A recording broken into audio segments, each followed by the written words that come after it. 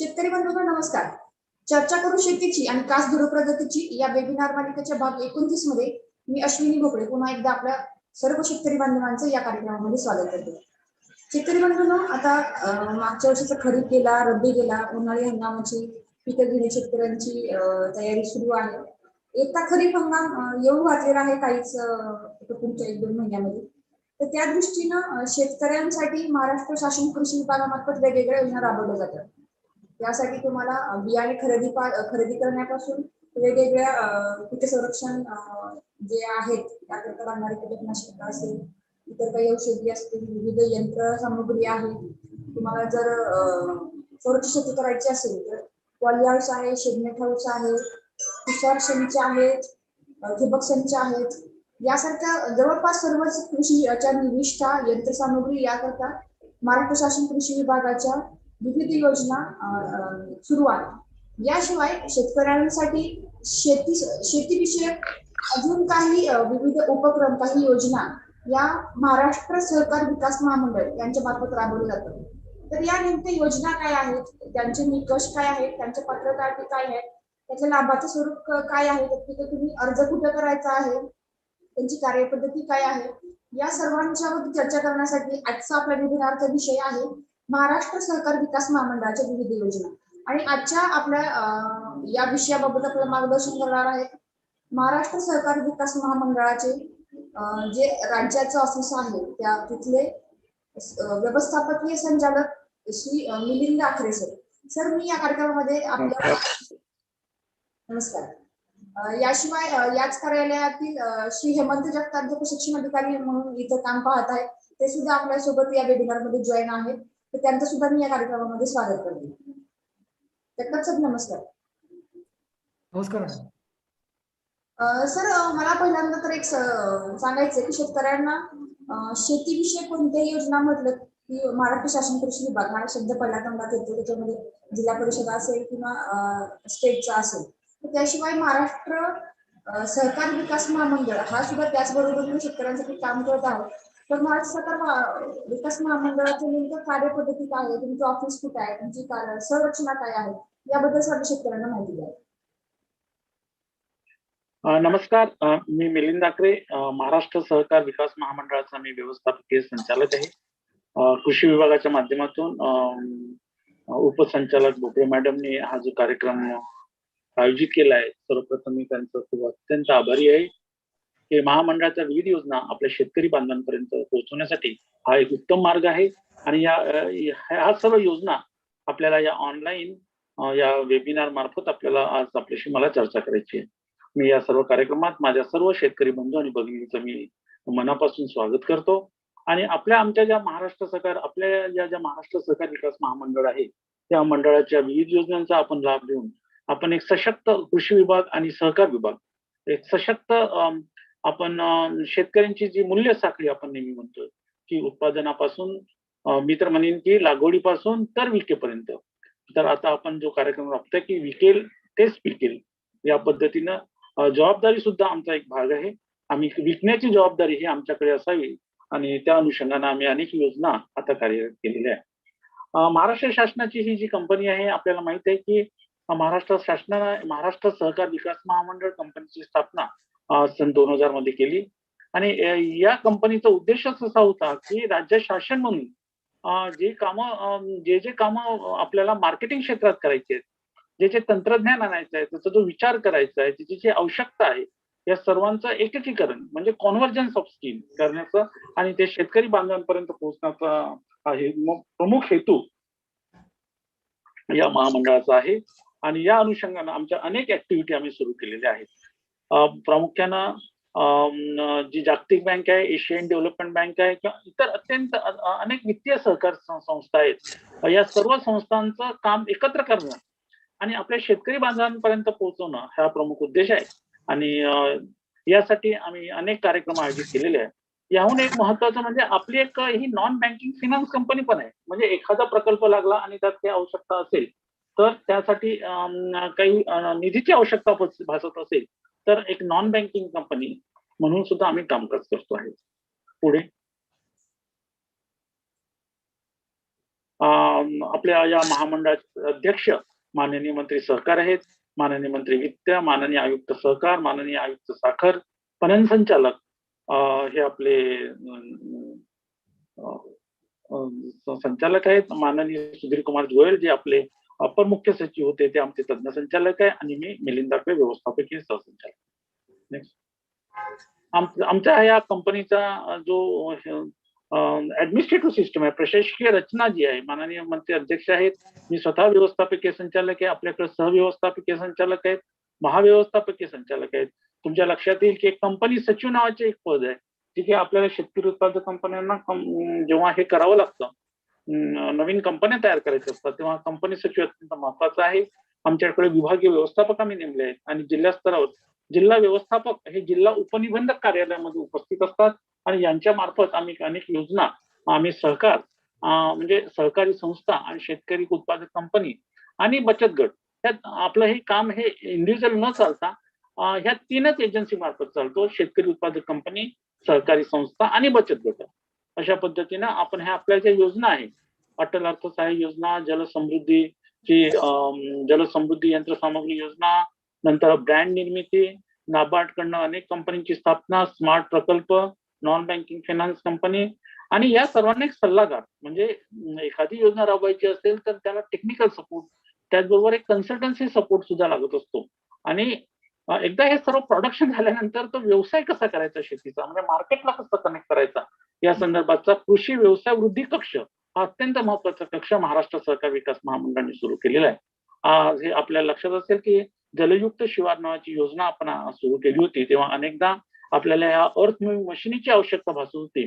तर राज्य शासनानं महाराष्ट्र सहकार विकास महामंडळामार्फत 318 आपण ह्या अशा मशीन्स अख्ख्या राज्यात उपलब्ध करून दिल्या होत्या, आणि मोठ्या प्रमाणात आपण जलयुक्त शिवाराची कामं सुरू केलीत.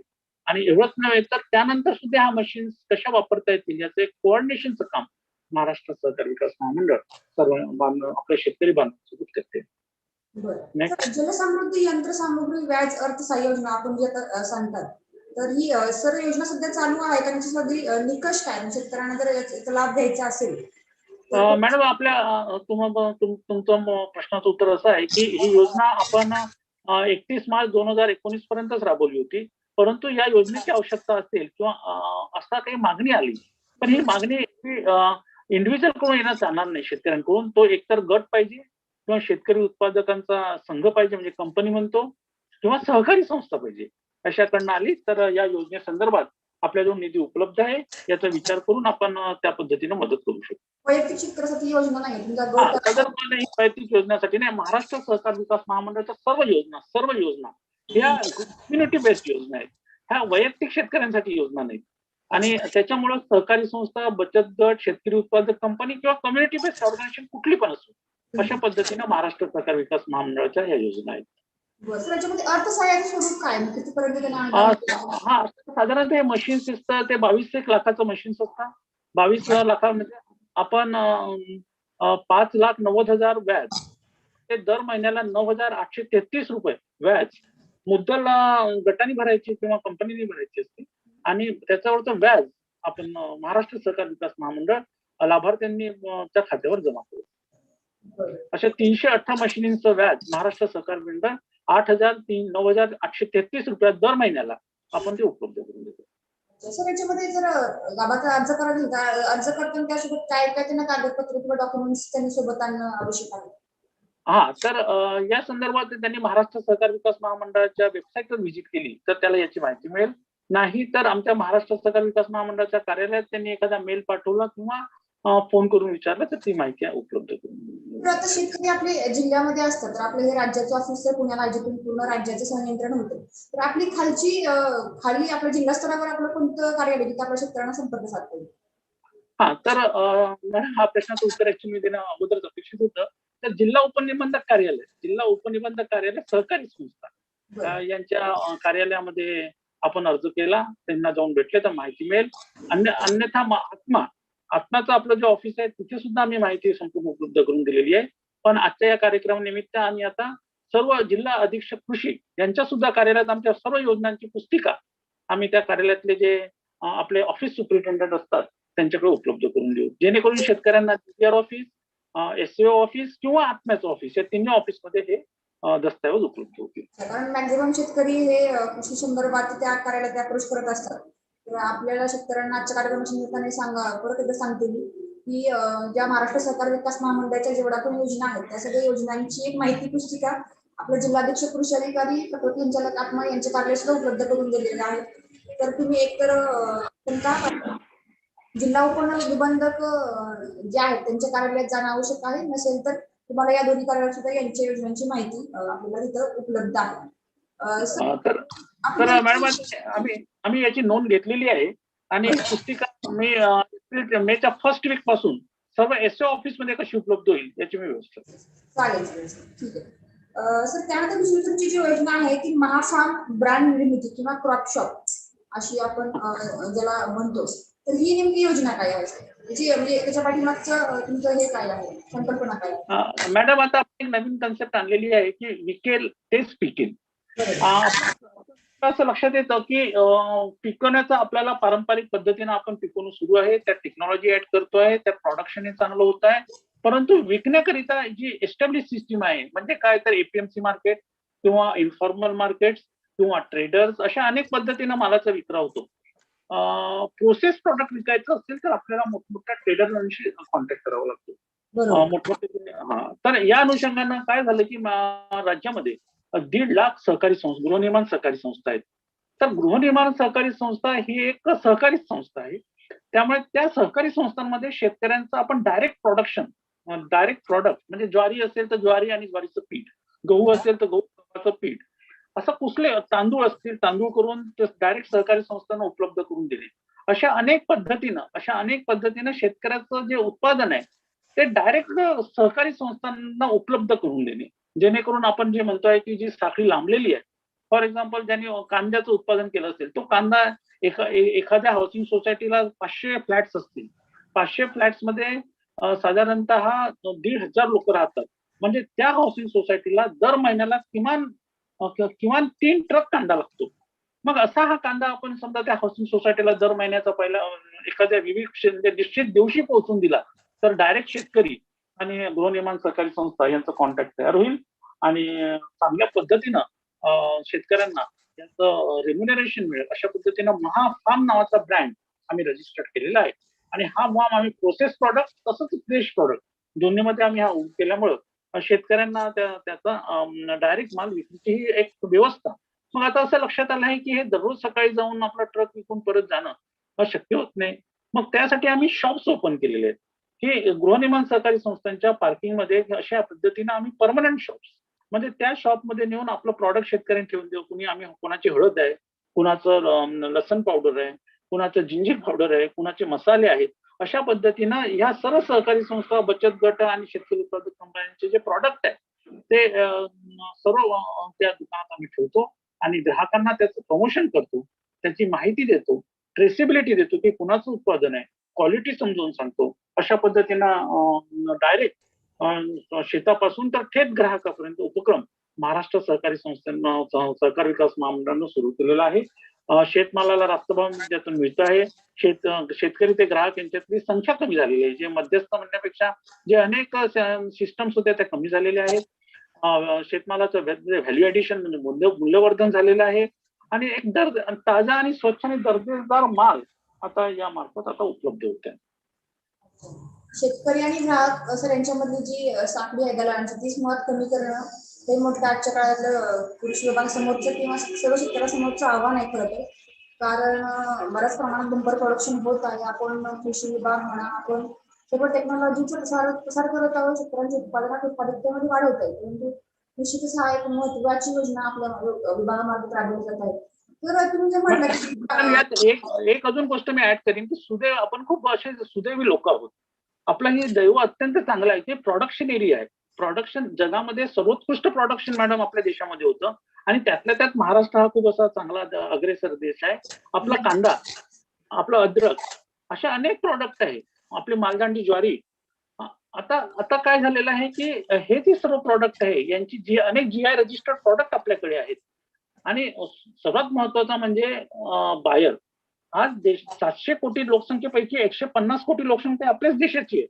म्हणजे इथेच उत्पादन आहे, इथेच कंझ्युमर आहे. फक्त त्या दोघांमधली लिंक आहे ना, ह्यातला जो डिस्कनेक्ट झालेला आहे, जी साखळी याची वीक झालेली आहे, ती साखळी जोडण्याचं काम कृषी विभाग आणि महाराष्ट्र सहकार विकास महामंडळ दोघंही एकत्र करून ही साखळी अशी भक्कम आणि मजबूत करण्याचं काम महाराष्ट्र सहकार विकास महामंडळ करतात. सर, जे आपण सांगितले की महाराष्ट्र विकास महामंडळामार्फत तुमचे FSSAI चं आयडी तुम्ही काढलेला आहे, त्याचे काही क्वालिटी स्टँडर्ड तुम्ही डिसाईड केले असतील त्यानुसार.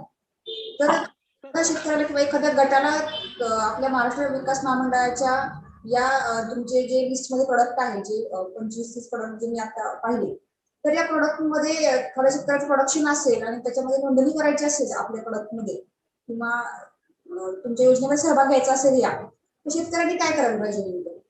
हा, तर मॅडम आता आपल्या ठरल्याप्रमाणे मी प्रत्येक जिल्हा अधीक्षक कृषी यांच्या कार्यालयामध्ये हे सर्व माहिती उपलब्ध करून देणार आहे.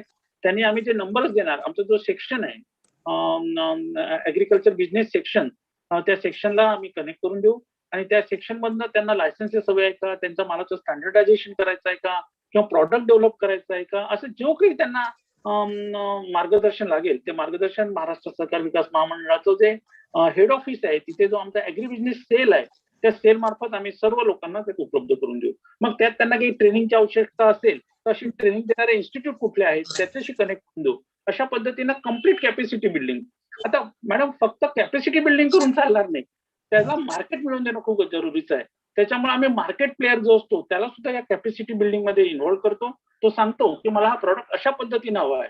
त्यामुळे अशी कॅपॅसिटी बिल्डिंग झाल्यानंतर मार्केट चांगल्या पद्धतीने उपलब्ध होतं आणि आम्ही त्या सर्व बचत गट आहे, शेतकरी उत्पादक कंपनी आहे, यांचा मालाचं मार्केटनुसार प्रोडक्शन आम्ही करत असल्यामुळं यात आम्हाला बऱ्यापैकी यश मिळालेलं आहे. तुमचं बंद झालेलं आहे, म्यूट झालेलं आहे. अनम्यूट करावं लागेल तुम्ही. पिकलची जर आपण कन्सेप्ट म्हणाली त्याप्रमाणे ज्या वस्तूंना किंवा ज्या कमोडिटीला बाजारामध्ये मागणी आहे, त्या शेतकऱ्यांना जर शेतकरी गट जर त्या कमोडिटीचं प्रोडक्शन करत असेल, त्या भाजीपाल्याचं असेल किंवा प्रक्रिया प्रवर्गाचा असेल, तर त्यांनी जर आपल्या कार्यालयाशी संपर्क साधला तर त्यानुसार पुढे त्यांचं ट्रेनिंग पासून ते सर्व कॅपॅसिटी बिल्डिंग वगैरे सगळं जो टेक्निकल सपोर्ट आहे तर तो आपल्या कार्यालयामार्फत शेतकऱ्यांना मिळेल. Complete from market to production. आणि प्रोडक्शनच्या पुढे जाऊन मी सांगेन की चांगलं बियाणं कुठलं आहे, त्याचं चांगलं बियाणं कुठलं आहे, कुठे मिळतं आहे, कुणाचं बियाणं वापरलं तर आपल्याला चांगलं प्रोडक्शन मिळेल, सॉइल हेल्थ कार्ड काय आहे, त्यातल्या न्यूट्रिशनल लेवल काय आहे, इतकं म्हणजे डायरेक्ट फ्रॉम हार्वेस्ट म्हणजे लागवडीपासून सोईंग पासून तर कंझ्युमर पर्यंत एंटायर कनेक्टचं काम करण्याचं काम महाराष्ट्र सरकार विकास महामंडळाने सुरू केलेलं आहे. अक्षर म्हणजे लावणीपासून ते हार्वेस्टिंग ते पूर्ण विपणनापर्यंत पूर्ण जे सर्व तंत्रज्ञान आहे ते सर्व शेतकऱ्यांना या माध्यमातून उपलब्ध होईल. आणि याचं जे ट्रेनिंग आहे मॅडम, याच्यासाठी खास ट्रेनिंग कक्ष आम्ही सुरू केलेला आहे. आमचे हेमंत जगताप या ट्रेनिंग कक्षाबद्दल तुम्हाला डिटेलमध्ये माहिती सांगतील की कोणकोणत्या प्रकारचं ट्रेनिंग आम्ही तुम्हाला यात देतोय आणि त्याचा लाभ कसे शेतकरी घेत आहेत त्याची माहिती सुद्धा हेमंत जगताप तुम्हाला सांगू शकतो. सर, आपण साहेबांच्याकडे थोड्या वेळाने जाऊ. त्यानंतर तुमची सर अजून एक योजना आहे की नाबार्ड अर्थसहाय्यित शेतकरी उत्पादक कंपनीची निर्मिती, म्हणजे एखाद्या शेतकऱ्यांच्या गटाला एखादा कंपनी तयार करायची असेल त्या संदर्भात ही योजना आहे, त्याच्याबद्दल आम्हाला माहिती सांगा. असं लक्षात येत आहे मॅडम की समूहाने काम केलं तर त्याला यश चांगलं मिळतं. आणि मग नाबार्डने अशी योजना काढली की शेतकरी उत्पादक कंपनी तयार करून एक समान प्रोडक्शन असलेल्या लोकांना एकत्र आणून त्यांच्या गरजांचा अभ्यास करून त्या गरजा पूर्ण करून त्यांचं प्रॉडक्ट डेव्हलप करून तो मार्केटला कनेक्ट करणे, अशा पद्धतीनं नाबार्डचा हा प्रकल्प आहे. नाबार्डने आम्हाला यात राज्यामध्ये पहिल्यांदा 5 आणि नंतर आमचं काम बघून त्यांनी 25 शेतकरी उत्पादक कंपन्या करण्याचं आम्हाला सांगितलं होतं. अशा पद्धतीने 30 कंपन्यांची आम्ही नोंदणी केलेली आहे. मग ह्या 30 कंपन्यांची नोंदणी केल्यानंतर आम्ही त्या जिल्हानिहाय नोंदणी केलेली आहे. त्या जिल्ह्यातलं प्रॉडक्ट आहे, 1 डिस्ट्रिक्ट 1 क्रॉप अशा पद्धतीने ही योजना आहे. आणि यात नाबार्ड आम्हाला पर कंपनी त्या कंपनीचं कॅपॅसिटी बिल्डिंग करून मार्केट कनेक्ट करण्यासाठी 15 लाख रुपये 5 वर्षामध्ये आम्हाला ते उपलब्ध करून देतात. हा संपूर्ण खर्च आम्ही त्या शेतकरी उत्पादक कंपनीच्या स्थापनेपासून तर त्याला मार्केट कनेक्ट करण्यापर्यंत आम्ही करत असतो. अशी नाबार्डची योजना आमच्याकडे सुरू आहे. त्याचप्रमाणे नाबार्डनं आम्हाला अतिरिक्त अजून एक जबाबदारी 5 कंपन्या तयार करण्याची आम्हाला दिलेली आहे. भंडारा जिल्ह्यात मोहाडी आणि पवनी, सिंधुदुर्ग जिल्ह्यामध्ये आम्हाला वेंगुर्ला आणि देवगड आणि सातारा जिल्ह्यामध्ये महाबळेश्वर इथे अजून 5 कंपन्या करण्याचा आम्हाला निर्देश दिले आहे आणि त्या अनुषंगाने आमचं काम सुरू आहे. अच्छा सर, एखाद्या शेती परिगटाला जर नोंदणी करायची असेल तर नेमकं काय तुमच्याकडे बेसिक डॉक्युमेंट्स काय असणं आवश्यक आहे? जर नोंदणीसाठीचे कोणकोणते दस्तऐवज शेतकऱ्यांच्याकडे असणं आवश्यक आहे याबद्दल काय सांगू शकाल? हा, तर एखाद्याला शेतकरी उत्पादन तर खूप महत्वाचं म्हणजे पहिले 5 डायरेक्टरची माहिती घेणे की आपल्या कंपनीचे डायरेक्ट कोण राहणार आहे. मग ही कंपनीची नोंदणी करायला एक कंपनी सचिव नावाच्या आपल्याला त्या कन्सल्टंट कडनं ते करून घ्यावं लागतं. आणि यासाठी आवश्यक असलेले काय दस्तऐवज आहेत, काय ऍक्टिव्हिटी असतात, त्याची नोंदणी कशी करायची, त्याचे 1 दिवसाचं प्रशिक्षण, ऑनलाईन प्रशिक्षण आम्ही देतो. त्यामुळे ज्या लोकांना अशा प्रकारच्या कंपनी स्थापन करण्याची इच्छा आहे त्याचं ऑनलाईन प्रशिक्षण आम्ही ₹500 चार्ज करून त्यांना हे करून त्यांना असं कल्पना देतो की अशा प्रकारनं कंपनी करता येईल. आणि जे इच्छुक होतात त्यांना प्रत्यक्ष आम्ही डॉक्युमेंट उपलब्ध करून त्यांच्याकडनं डॉक्युमेंट घेऊन आम्ही ते कंपनी रजिस्ट्रारकडे ते दस्तऐवज सादर करायचे असतात. आणि मॅडम हे सर्व ऑनलाईन करायची ही सिस्टीम जी आहे ती ऑनलाईन सिस्टीम आहे. आणि ही ऑनलाईन सिस्टीम असल्यामुळं ते संपूर्ण हँड होल्डिंग आम्ही या शेतकऱ्यांचं आम्ही हँड होल्डिंग करून त्या कंपनीची नोंदणी करून देतो. आणि या अनुषंगानं केंद्र शासन, राज्य शासन किंवा जागतिक बँक इथं ज्या फायनान्शियल इन्स्टिट्यूशन्स आहेत यांच्या ज्या योजना आहेत त्याची सुद्धा माहिती या सर्व कंपन्यांना देऊन त्यांना आम्ही ते कनेक्ट करून देतो.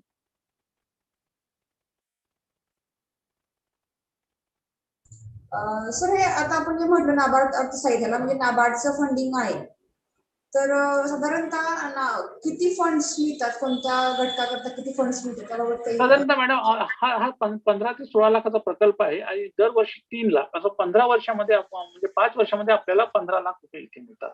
आणि हा नाबार्डचे जे काही गाईडलाईन्स आहेत त्या गाईडलाईन्स नुसार हा प्रकल्प हा खर्च केला जातो. म्हणजे शेतकऱ्यांनी नोंदणी कंपनी करणे, शेतकऱ्यांचे 500 सभासद करणे, शेतकऱ्यांचा प्रॉडक्ट डेव्हलप करणे, त्या प्रॉडक्टला मार्केट मिळवून देणे, मार्केटचं ब्रँडिंग करून देणे, व्हॉल्यूम जनरेट करून देणे, त्यांचा टर्नओव्हर करणे, असे माइलस्टोन नाबार्डने निश्चित केलेले आहेत. हे माइलस्टोन जसे अचीव होतात तसं मग निधी नाबार्ड रिलीज करतं. आणि याच्यामध्ये नाबार्ड तिथला जो सीईओ होतो त्याच्या पगारासाठी सुद्धा पैसे उपलब्ध करून देतो. अच्छा, म्हणजे ते 5 टप्पे जे नाबार्डच्या गाईडलाईन प्रमाणे निश्चित केलेले आहे त्या टप्प्यावरती तुम्ही एकदा पोहोचलात की त्या टप्प्यावरती किती ग्रँट त्यांना शेतकऱ्यांना निधी तेवढा अनुदानाचं रूपात दिला जातो. हो हो. त्यानंतरची मला वाटतं तुमची योजना आहे की स्मार्ट प्रकल्पाचं नेमकं काय आहे, स्मार्टची संकल्पना काय आहे, त्याच्यामध्ये महाराष्ट्र सहकारी विकास महामंडळाचं काय रोल आहे? मॅडम स्मार्टच्या योजनेनुसार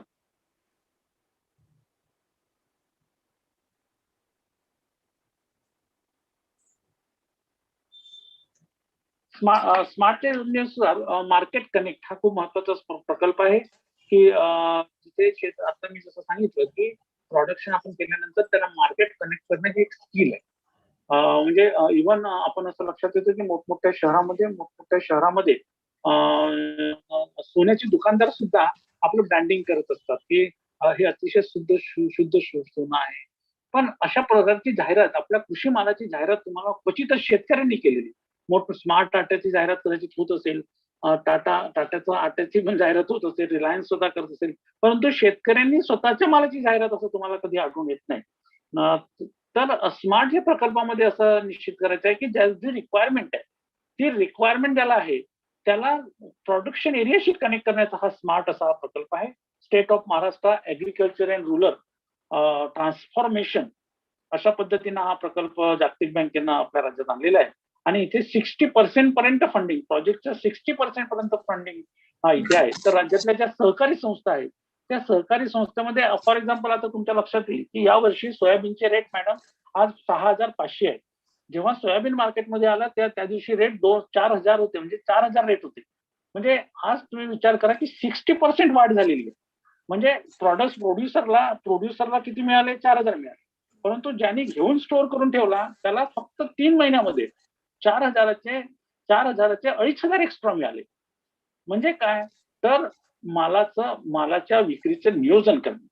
तर सहकारी संस्थांमध्ये जे प्रोडक्शन आहे त्या प्रोडक्शनच्या विक्रीच्या नियोजनाचं काम या स्मार्ट प्रकल्पामध्ये महाराष्ट्र सहकार विकास महामंडळाला जबाबदारी सोपवलेली आहे.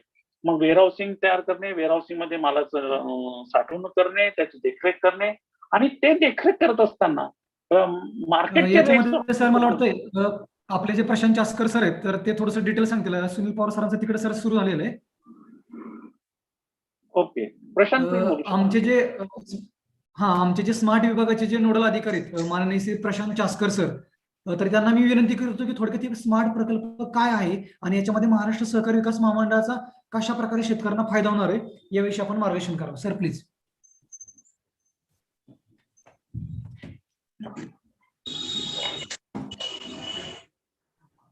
साहेब धन्यवाद. तर मला वाटतं आकडे सरांनी एक स्ट्रीमलाईन केलेली आहे स्मार्ट, किंवा कशा प्रकारे स्मार्ट हा प्रकल्प शेतकऱ्यांसाठी उपयुक्त आहे. त्यातल्या त्यात तुम्ही स्लाइडवर पाहत असाल की लहान आणि श्रीमंत शेतकऱ्यांची संख्या 78% अधिक आहे आपल्या महाराष्ट्र राज्यामध्ये. आणि या सर्व शेतकऱ्यांसाठी त्याचबरोबर जे काही उद्योजक होऊ इच्छितात असे जे लोक आहेत अशा लोकांसाठी हा प्रोजेक्ट आहे. तर कृषी मालाच्या मूल्य साखळ्या डेव्हलप करणे हे या प्रकल्पाचा मुख्य उद्देश असून या मूल्य साखळीच्या माध्यमातून त्याच्यामध्ये महिलांचा सहभाग वाढवणे, कृषी विस्तारावर भर देणे आणि त्यातल्या त्यात मार्केट लेड एक्सटेन्शन म्हणजे बाजारभिमुख उत्पादन वाढवणे असा ह्या प्रकल्पाचा मुख्य उद्देश आहे. तर महाराष्ट्र सहकार विकास महामंडळाच्या माध्यमातून कॉम्पोनंट सी म्हणजे याच प्रकल्पामध्ये सी नावाचा जो कॉम्पोनंट आहे ह्याच्यामध्ये रिस्क मिटिगेशन टूल नावाचा एक कॉम्पोनंट आहे. तर त्याच्यामध्ये काय आहे की गोदाम पावती योजना राबवण्याचा मुख्य उद्देश सहकारी संस्थांमार्फत कशा प्रकारे आपल्याला हा शेतकऱ्यांपर्यंत पोहोचवता येईल हा एक प्रमुख उद्देश यामध्ये आहे. तर त्यात सुमारे महाराष्ट्र राज्यामध्ये तुम्ही पाहाल की साधारण 23,500 विविध कार्यकारी सहकारी संस्था आहेत आणि या सहकारी संस्थांशी सुमारे 2 ते 2.5 लाख शेतकरी जोडलेले आहेत, त्यापेक्षा जास्त शेतकरी जोडलेले आहेत. आणि या शेतकऱ्यांपर्यंत सद्यस्थितीमध्ये खतं, औषधं, बियाणं, फर्टिलायझर या प्रकारचेच उद्योग चालतात. आणि त्यांच्या मार्फत जी काही 5-1 हजार विविध कार्यकारी संस्थांमध्ये गोदाम निर्मिती झालेली आहे त्या गोदाम निर्मितीच्या नंतर त्यांचा उपयोग म्हणावा असा काही जास्त शेतकऱ्यांसाठी होत नाहीये. एकतर अशा प्रकारची गोदामं मोडकळीस आलेली आहेत किंवा त्यांच्यापासून जे काही उत्पन्न निघतं ते उत्पन्न म्हणावं असं काही त्या संस्थेला मिळत नाहीये.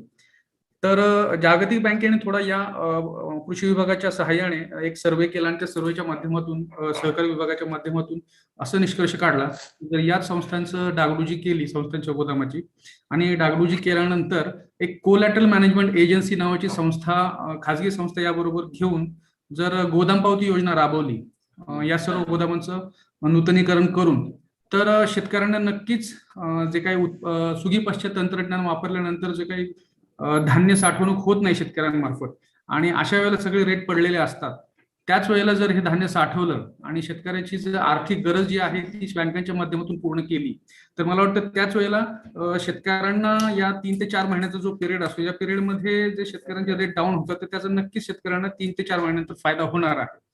तर साधारण त्याच्या मालाला 300 ते 400 रुपये जास्त रेट भेटणार आहे. तर तुम्ही आता यावेळेचं सोयाबीनचं उदाहरण पाहिलं असेल तर या सोयाबीनच्या उदाहरणावरूनच तुम्हाला लक्षात येईल की यावर्षी सोयाबीनमध्ये लोकांना 1000 ते 2000 रुपये जास्त क्विंटल मागे मिळालेले आहेत. आता त्यात जागतिक बाजारपेठेचा खूप मोठा भाग आहे, परंतु गोदाम पावती योजनेसारख्या योजना जर राबवल्या गेल्या तर खूप फायदा होईल. तर सांगायचा मुद्दा हा महाराष्ट्र सहकारी विकास महामंडळाच्या माध्यमातून सुमारे 200 सहकारी संस्थांची गोदामं दुरुस्ती आणि त्याचबरोबर नवीन 30 ते 40 गोदामांची निर्मिती हा एक मोठा प्रोजेक्ट साधारण 60 कोटीपर्यंत राबवलं जाणार आहे.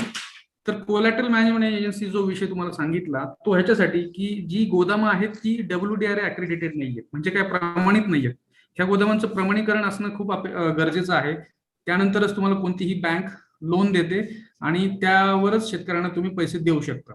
आता सर्वच विविध कार्यकारी सहकारी संस्थांची परिस्थिती अशी नाही की त्यांच्याकडे एवढे पैसे आहेत शेतकऱ्यांना लोन द्यायला, परंतु ज्यांची परिस्थिती नाही अशा संस्थांसाठी ही कोलॅटरल मॅनेजमेंट एजन्सी काम करणार आहे. त्या एजन्सीचं काम असं असेल की त्या गोदामाचं मॅनेजमेंट करणं, तिथल्या जो अंतर्गत तिथला जो साठा आहे त्या धान्य साठ्याचं संरक्षण करणं, त्याला फ्युमिगेशन करणं, त्याच्यानंतर त्याच्यावर वखार पावती योजना मिळवून देणं, यासाठी बँकेला तारण ठेवणं आणि बँकेशी व्यवहार जुळवून घेणं.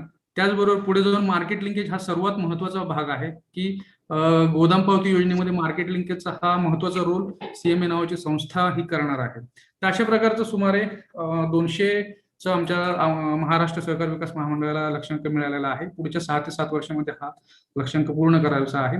त्याचबरोबर आणखी प्रॉडक्टिव्ह पार्टनरशिप आणि मार्केट ऍक्सेस प्लॅन अशा प्रकारचे 2 जे उपप्रकल्पांचे घटक आहेत ह्याचा सुद्धा लक्षांक महाराष्ट्र सहकार विकास महामंडळाला मिळालेला आहे. यावर्षी सुमारे 31 डिसेंबर अखेर 200 विविध कार्यकारी सहकारी शेतकरी उत्पादक कंपन्या ज्या आहेत यांनी आमच्याकडे रजिस्ट्रेशन केलेलं आहे आणि यांच्या मार्फत सुमारे 1 ते 2 कोटीचे प्रकल्प आपल्याकडे आलेले आहेत की ज्यांचं आता पात्रतेचे निकष पूर्ण करण्याचं आणि स्क्रुटिनी करण्याचं काम कृषी विभागामार्फत सुरू आहे. तर अशा प्रकारचं स्मार्टचं योगदान पुढच्या 6 ते 7 वर्षामध्ये महाराष्ट्र सहकार विकास महामंडळामार्फत राहणार आहे आणि त्या माध्यमातून विविध सहकारी संस्था त्याचबरोबर शेतकरी कंपन्या ह्या सर्वांना महाराष्ट्र सहकार विकास महामंडळामार्फत नक्कीच फायदा होणार आहे. ठीक आहे मॅडम. आकरे सर पण आले. काही प्रश्न असेल तुम्हाला तर विचारू शकतो मी. आकडे सर, एक शेतकरी आहेत आपले युट्यूबवरती आपला कार्यक्रम लाईव्ह पाहत आहेत. त्यांचं नाव आहे दिलीप इटाणकर. त्यांचा असा प्रश्न आहे की संत्रा प्रोसेसिंग युनिट उभारणी त्यांना करायची आहे. त्यांचा गट आहे की नाही याच्यामध्ये त्यांनी स्पष्ट हे नाही केलेलं, पण निश्चितच महाराष्ट्र सहकार विकास महामंडळाच्या योजनांचा लाभ घ्यायचा असेल त्यांना गटाची स्थापना करणं, कंपनीची स्थापना करणं आवश्यक आहे. संत्रा प्रोसेसिंग युनिट उभारणी करता महाराष्ट्र सहकार विकास महामंडळातर्फे काही योजना आहेत किंवा कोणत्या योजनेअंतर्गत तुला काही अनुदान मिळू शकते?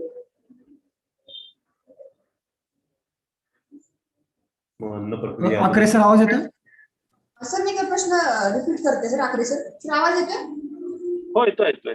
सर, एक आपले शेतकरी आहेत मिलिंद दिलीप इटणकर नावाचे शेतकरी आहेत. त्यांचा प्रश्न असा होता की त्यांना संत्रा प्रोसेसिंग युनिट उभा करायचा आहे, तर त्याकरता त्यांना महाराष्ट्र सहकार विकास महामंडळाच्या कोणत्या योजनेचा लाभ घेतात किंवा तिकडून काही अनुदान मिळू शकते? सर्वप्रथम तर मी माझं एक सजेशन आहे, सूचना आहे की आपल्याला जे काही करायचं आहे त्याचं नेहमी ट्रेडिंग करावं. म्हणजे प्रोसेसिंग आणि प्रकल्प आणि निधी उपलब्ध झाला तरी सुद्धा असं लक्षात येतं की प्रकल्प उभा होतो, परंतु मग आता मार्केट शोधायचं कुठे, आणि मग मार्केट नसल्यामुळं आणि प्रकल्प उभा करत असताना वर्किंग कॅपिटल संपल्यामुळं आपला हा प्रकल्प पुढे थकीत होतो आणि खूप मोठं स्वप्न बघून सुरू केलेला प्रकल्प बंद पडतो. माझं असं सूचना आहे की अनेक योजना आहेत, अन्न प्रक्रिया विभागाच्या अनेक योजना आहेत, आपल्याला प्रकल्प उभा करता येईल. पण मला असं सांगायचं आहे की आपल्याला जो काही प्रॉडक्ट डेव्हलप करायचा आहे तो मार्केटमध्ये उपलब्ध असेल तर पहिल्यांदा ट्रेडिंग पासून सुरुवात करावी. म्हणजे आपला एक ब्रँड तयार करावा. ब्रँड तयार करून आपण आउटसोर्सिंग करून तो प्रॉडक्ट तयार करून मार्केटमध्येच बघावा. त्यातनं लर्निंग येतील आणि ह्या लर्निंग आणल्यानंतर हा प्रकल्प उभा करावा. तुमचा जो प्रश्न आहे की काही योजना आहे का, अनेक योजना आहेत. कुठले तुम्हाला तुमच्या मनामध्ये फूड प्रोसेसिंग मध्ये जे काही करायचं असेल कोणालाही, ते सर्वांसाठी आता योजना उपलब्ध आहेत आणि तसा प्लॅन निश्चित करता येईल. सेम असा प्रश्न एक शेतकरी आहेत आपले अविनाश निबारड म्हणून शेतकरी आहेत. अविनाश निबारड शेतकरी आहेत. त्यांचा प्रश्न असा आहे की यवतमाळ जिल्ह्यामध्ये वणी तालुक्यात त्यांच्याकडे खरीप आणि रब्बी अशा दोन्ही प्रकारची ज्वारी पिकते. त्यापासून त्यांना काही प्रक्रिया चालू करत असेल तर कुठल्या अनुदानाची योजना आहेत का? मला वाटते आपण हेच त्यांना उत्तर राहील की योजना भरपूर आहेत. तुम्हाला करायचं काय आहे त्याचं ब्रँड तयार करणं हे एक महत्वपूर्ण बाब राहील उद्योग करण्यासाठी. तर मी आताच जसं सांगितलं, तुम्ही पण सांगितलं, योजना भरपूर आहेत. योजनांचा इथे असा म्हणजे खूप अशा योजना आहेत. नेमकं करायचं काय आणि मार्केटमध्ये तो प्रॉडक्ट चालणार आहे का हे खूप महत्वाचं आहे. आणि ते प्रॉडक्ट अगोदर मार्केटमध्ये चालवण्यासाठी आउटसोर्सिंग करून तो प्रॉडक्ट लॉन्च करणं मी सजेस्ट करेन. आणि मार्केटिंगसाठी आणि ऑपरेशनलसाठी पैसे जपून ठेवणे, ह्या 2 गोष्टी मी आजच्या या निमित्तानं मी सर्वांना सांगू इच्छितो. किंवा शेतकऱ्यांना जर याबाबत माहिती घ्यायची असेल, आपण त्यांना कार्यालयाशी जर भेट दिली तर त्यांना पूर्ण जो टेक्निकल गायडन्स आहे तो आपल्या विभागामार्फत मिळू शकतो. येस, आमच्या विभागामार्फत आम्ही पूर्ण त्यांना ब्रँडिंग करून देऊ. ब्रँड इंडिया इक्विटी नावाचा एक फंड आहे गव्हर्नमेंटचा. त्या ब्रँड इंडिया इक्विटी नंतर मध्ये त्या फंड मधनं आपण त्यांचं ब्रँडिंग करू शकू. ब्रँडिंग करून त्यांना मार्केटपर्यंत पोहोचून देऊ. अशा अनेक योजना आपल्याला या सिस्टीम मधनं. आणि ब्रँड इंडिया इक्विटी हा साधारणतः एक्सपोर्टसाठी वापरला जातो. हा अपेडाकडे हा फंड आहे. या फंड मधनं ते छोटे अनुदान देत असतात. त्याचा उपयोग करून आपण त्याचं ब्रँडिंग करू शकतो. त्यानंतर आपल्या तुमच्याकडची अजून एक योजना होती ती म्हणजे non banking finance company. NBFC, तर ही काय योजना आहे सर? नॉन बँकिंग फायनान्स कंपनीमध्ये साधारणतः काय असतं की कुठल्याही बँकेकडे आपण गेलो तर फंडिंग काही मिळत नाही. मग असं असताना प्रकल्प चांगला असतो, त्याला अनुदान मिळतं, पण काही प्रकल्पांना बँक एंड म्हणजे बॅक एंडेड असतात. म्हणजे बँकेचं कर्ज मिळत असेल तरच त्याचं अनुदान मिळेल किंवा बँकेकडनं कर्ज घेऊन तो प्रकल्प पूर्ण करा आणि मग ते बँक जे अनुदान आहे ते बँकेत जमा होणार. अशा ज्या काही योजना असतात त्याच्यासाठी नॉन बँकिंग फायनान्स कंपनी अनेक बँकांशी कनेक्टेड आहे. त्या बँकांना ते कनेक्ट करतं, बँकांकडून फंडिंग अरेंज करतं, तो प्रकल्प पूर्ण करतं आणि मग हा प्रकल्प पूर्ण करत असताना पूर्ण झाल्यानंतर त्यांना अनुदान त्यांच्या खात्यावर जमा करण्याचं काम आपलं हे नॉन बँकिंग फायनान्स कंपनी करते. म्हणजे शेतकऱ्यांना डायरेक्ट बँकेशी म्हणजे बँकेकडून जर मिळत नसेल तर या नॉन बँकिंग फायनान्स कंपन्या ज्या आहेत त्यांच्या मार्फत हे लोन अवेलेबल होऊ शकते. येस आम्ही लोन आणि कसं असतं की नवीन स्कीम आली आहे, क्रेडिट गॅरंटी स्कीम. म्हणजे तुम्ही कुठून कर्ज घेत असणार आहे तर त्याला गॅरंटी देण्याचं काम सुद्धा गव्हर्नमेंट करतं. कारण अनेकदा गॅरंटी नसते तर त्याला CGTMSE म्हणतो आपण, क्रेडिट गॅरंटी कॉर्पोरेशन आहे, त्याच्या निगत आम्ही ते सुद्धा कनेक्ट करून आपण ह्या कंपन्या उभ्या करतो. त्यानंतर सर आता हे जे तुम्ही सांगितलं लोन बाबतीत की तुम्हाला शेतकऱ्यांना जर गॅरंटीचा प्रश्न असतो बऱ्याचदा, आपल्या शेतकऱ्यांकडे जमीन असते यापेक्षा जास्त कोणतेही गॅरंटी देण्यासाठी शेतकऱ्यांच्याकडे दुसरा कुठलाही मार्ग नसतो. ही नॉन बँकिंग फायनान्स कंपनी म्हणजे क्रेडिटची स्कीम सांगितली या दोन स्कीमचा शेतकऱ्यांना फायदा होईल. याशिवाय सर महाराष्ट्र सहकार विकास महामंडळामार्फत जे बेसिक एक जे ट्रेनिंगचं काम केलं जातं, शेतकऱ्यांना ट्रेनिंग देणे हे एक महत्वाचं योजना आहे जी सहकार विकास महामंडळामार्फत राबवली जाते. तर आपले प्रशिक्षण अधिकारी हेमंत जगताप साहेब आपल्यासोबत जॉईन आहेत, तर मी त्यांना विचारू इच्छिते की कोणकोणत्या बाबींचं प्रशिक्षण, कोणकोणत्या उद्योगांचं असेल किंवा काही टेक्निकल ज्या संस्था आहेत त्यांचं प्रशिक्षण हे महाराष्ट्र सहकार विकास महामंडळामार्फत आयोजित केले जाते. याविषयी मॅडम आमचे DM साबळे सर प्रशिक्षण विभाग प्रमुख आमच्यामध्ये उपस्थित आहेत. तर मी DM साबळे सरांना विनंती करतो की हा जो प्रशिक्षण विभाग आहे महाराष्ट्र सहकारी विकास महामंडळाचा, तर तो कोणत्या प्रकारे ऍक्टिव्हिटी करतो याविषयी त्यांनी मार्गदर्शन करावं.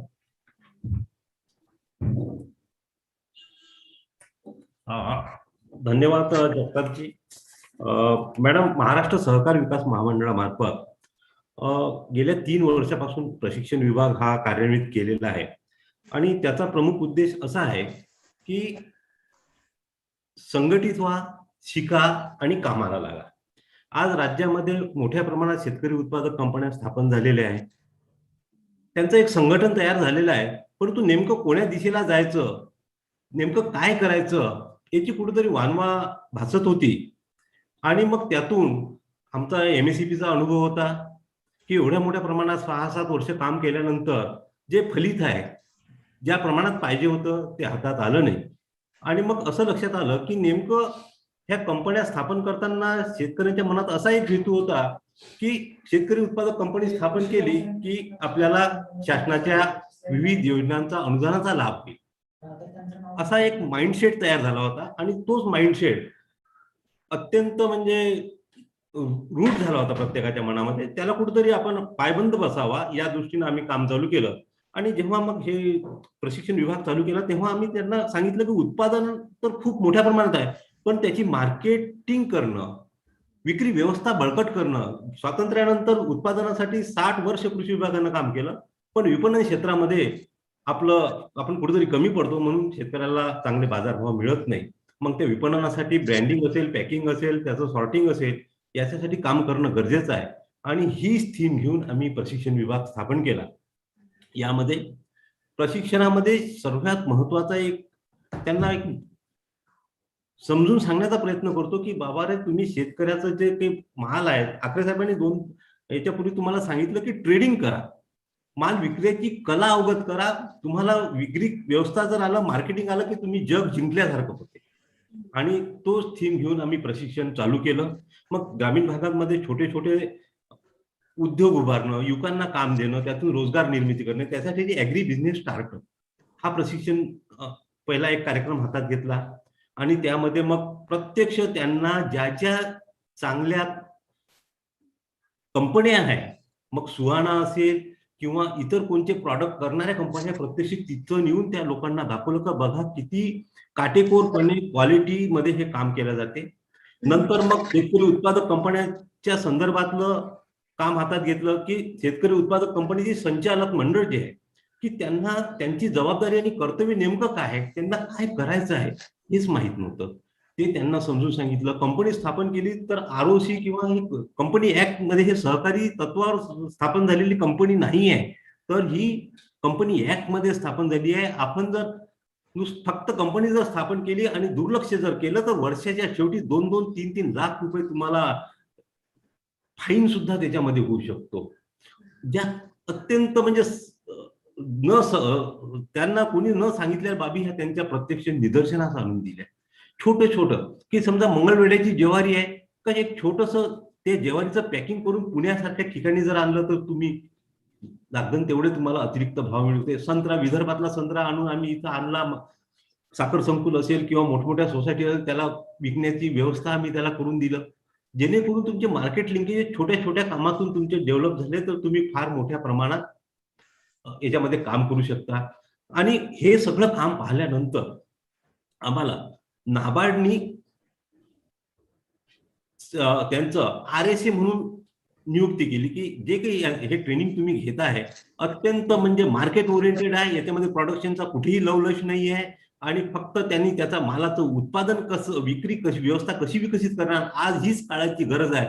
आणि म्हणून नाबार्डनी खास करून याच्यासाठी आम्हाला रिसोर्स सपोर्ट एजन्सी म्हणून राज्यासाठी नेमली आणि त्याच्या माध्यमातून शेतकरी उत्पादक कंपनीचे मग बोर्ड ऑफ डायरेक्टर असेल किंवा त्यांचे CEO असेल यांचं ट्रेनिंग आम्ही घेतो. जवळपास 3 दिवसापासून 5 दिवसापर्यंत हे ट्रेनिंग घेतो.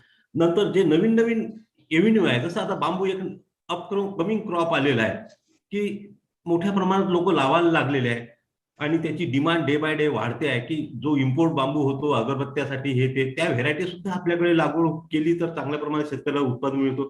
तर मग असं एक आम्ही क्रॉप हे घेतलं की जे ट्रेडिशनल आहे त्या ट्रेनिंग मध्ये आम्ही कुठेच गेलेलो नाहीये, परंतु मग ऍग्री बिझनेस स्टार्टअप, बांबू असेल, शीप अँड गोट फार्मिंग की मोठ्या प्रमाणात आज मटन असेल हे असेल याची खूप हेवी डिमांड वाढते आहे आणि त्या प्रमाणात क्वालिटी रॉ मटेरियल मिळत नाही आहे. तर मग ते क्वालिटी रॉ मटेरियल आणि कमी खर्चात कसं उत्पादन होईल, हायजेनिक कसं येईल त्याचं ट्रेनिंग सुद्धा ऑर्गनाईज करायला लागलेलं आहे. आणि डेअरी असेल, पोल्ट्री असेल, पिगरी असेल, जे काही नवीन नवीन विषय आहे असे घेऊन आपण हे ट्रेनिंग सगळे आम्ही ऑर्गनाईज करतो. आणि याच्यामध्ये कोण कोण सहभागी होऊ शकतो, तर शेतकरी उत्पादक कंपन्यांचे सर्व सभासद होऊ शकतात, त्यांचे CEO होऊ शकतात, कृषी विभागाचे अधिकारी होऊ शकतात, महिला बचत गटाचे प्रतिनिधी होऊ शकतात, कृषी उत्पन्नावर आधारित प्रक्रिया करणारे ज्या ज्या व्यक्तीला हे आहे किंवा विपणन व्यवस्थेमध्ये येण्यास इच्छुक आहे किंवा एखादा प्रोसेस प्रॉडक्ट जर एक्सपोर्ट करायचा असेल तर अशा व्यक्ती सुद्धा याच्यामध्ये सहभागी होऊ शकतात, जेणेकरून एक 4 ते 5 दिवसामध्ये त्यामध्ये डेप्थ मध्ये ज्ञान आपण देतो. कारण आमचं स्पष्ट सांगणं आहे की जोपर्यंत तुम्हाला परफेक्ट त्या एखाद्या विषयाचं ज्ञान मिळत नाही तोपर्यंत यश तुमच्यापर्यंत पोहोचणार नाही. त्यातले संपूर्ण खास खडगे जोपर्यंत तुमच्या लक्षात येणार नाही तोपर्यंत यश तुमच्यापर्यंत पोहोचणार नाही. आणि तेच परिपूर्ण देण्याचा आम्ही प्रयत्न करतोय. त्या दृष्टीनं इन हाऊस फॅकल्टी सगळे आमच्याकडे आहे. कारण MSCB मध्ये ज्या लोकांनी 10-10 वर्ष ह्या शेतकरी उत्पादक कंपनीसाठी काम केलं ते सगळे लोक याच्यामध्ये काम करत आहे, महाराष्ट्र सहकार विकास मंडळात काम करतात आहे. नुकताच आम्ही इनपुट सेक्शन चालू केला. त्याच्यासाठी ऍक्च्युअल ग्रामीण भागातली गरज शेतकऱ्याला मिनिमम किमतीमध्ये किंवा रास्त दरामध्ये त्याला जो इनपुट पाहिजे. आज तुम्हाला माहिती आहे की मागच्या वर्षी खतात मोठ्या प्रमाणात लोकांना ऑनवर खतं घ्यायला लागले, तर त्यांना रास्त दरात खतं पोहोचण्यासाठी आपण काम करतो आहे. आणि तो बिझनेस कसा करायचा आहे, प्रोफेशनली बिझनेस कसा करायचा याचं मार्गदर्शन आम्ही त्याच्यात देतो आहे. त्याच्यासाठी खास करून इफ्को मध्ये गेले 35 वर्ष काम केलेले जे अधिकारी आहेत त्यांना सुद्धा आम्ही याच्यामध्ये घेतलेलं आहे. अशा रीतीने सगळे तज्ज्ञ मंडळी आपण याच्यामध्ये घेतले आणि ज्या ज्या सेक्टरमध्ये तुम्हाला प्रशिक्षण लागते त्या सर्व सेक्टर मधलं प्रशिक्षण देण्याची व्यवस्था महाराष्ट्र सहकार विकास महामंडळामार्फत केलेली आहे आणि आपण याचा जास्तीत जास्त लाभ घेऊ शकता. आणि सर्व प्रशिक्षण आपण हे निवासी प्रशिक्षण आहे, राहण्याची सुंदर व्यवस्था आहे, त्यामध्ये एक दिवसाची आपण फील्ड व्हिजिट सुद्धा ठेवतो आहे का प्रत्यक्ष जे कोणतं इंडस्ट्रियल ट्रेनिंग असेल तर त्या इंडस्ट्रीमध्ये प्रत्यक्ष प्रोसेसिंग पासून तर मार्केटिंग पर्यंत कसं काम होते ते दाखवतो. एफपीओचं काम असेल तर चांगल्या राज्यातल्या ज्या चांगल्या एफपीओ काम करतायत ते सुद्धा आपण दाखवण्याचा प्रयत्न करतोय. तसेच अदर स्टेटमध्ये टूर सुद्धा काढण्याचं आमचं नियोजन आहे की तामिळनाडूमध्ये असेल, कर्नाटकमध्ये असेल, पंजाबमध्ये काही शेतकरी उत्पादक अत्यंत उत्कृष्ट काम करतायत, तर आपल्या शेतकऱ्यांना तिथं नेऊन ते प्रत्यक्ष काम दाखवण्याचा सुद्धा आमचा एक मानस आहे.